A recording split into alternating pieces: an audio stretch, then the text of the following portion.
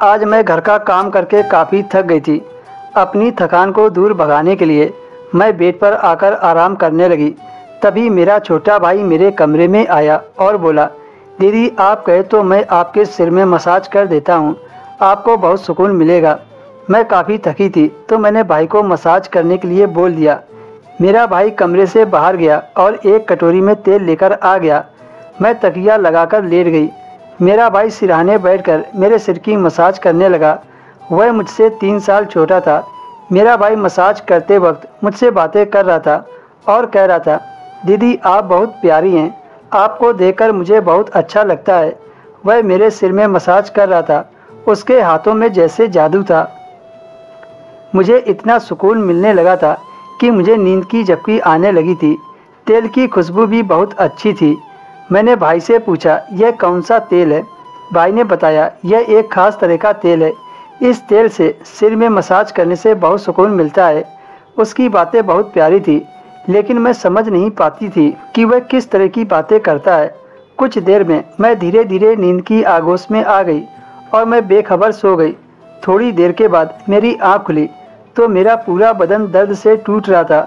ऐसा लग रहा था जैसे मेरे पैरों पर काफ़ी वजन रख दिया हो। पूरे शरीर में दर्द सी चुभन हो रही थी।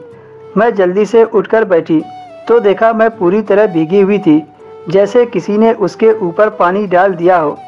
कपड़े गीले थे, पंखा बंद था, मुझे गर्मी भी लग रही थी। यह सब क्या हो रहा था, मुझे कुछ समझ नहीं आ रहा था। जब मैं बेड से उतरी तो मुझे चक्कर से आते महसूस हो रहे थे। मुझे चलना मुश्किल हो रहा था।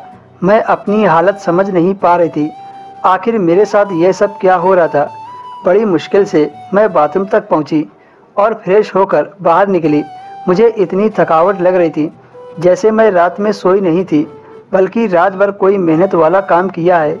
जब मैं कमरे से बाहर निकली थी तो मुझे फुसफुसाने की आवाज़ आ रही थी। ऐसा लग रहा था जैसे कोई किसी से बात कर रहा हो।